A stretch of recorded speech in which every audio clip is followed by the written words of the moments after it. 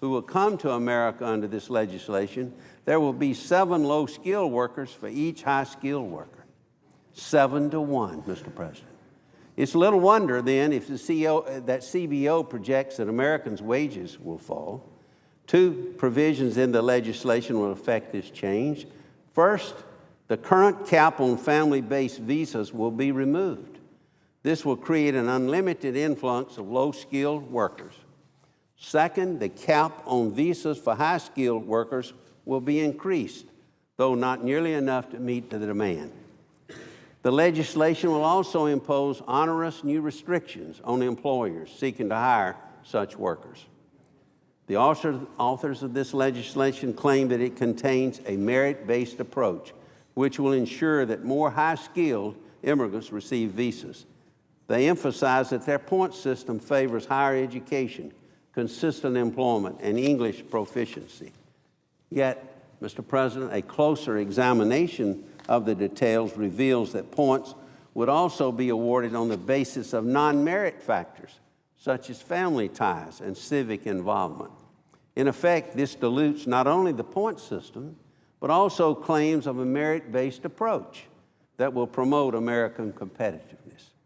Mr. President, I think we have some of the best universities in the world. They attract a lot of the most gifted individuals from around the globe, deepening our country's vast pool of talent. This, in turn, attracts companies here and abroad seeking the brightest minds in math, science, and engineering. Graduates will go on to attain high-paying jobs or even create jobs themselves if they're allowed to stay here. Mr. President, I believe we must do more to allow such talent to stay, especially in light of an increasingly global and competitive economy. In closing, Mr. President, I would quote Mark Twain, who once cleverly observed, "History does not repeat itself, but it does rhyme."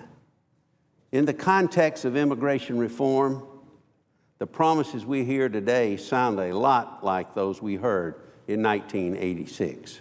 But this time, the amnesty will be much bigger.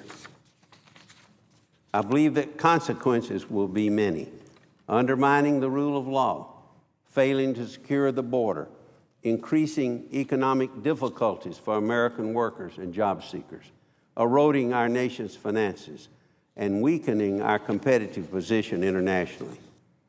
Mr. President, I believe that one of our fundamental responsibilities as lawmakers are to support policies that foster the conditions for job creation and economic prosperity in America.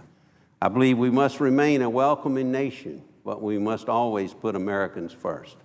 In my judgment, this legislation fails in many corners, and it fails most tests. Accordingly, I will respectfully but firmly oppose it, and I urge my colleagues to do the same. I yield the floor.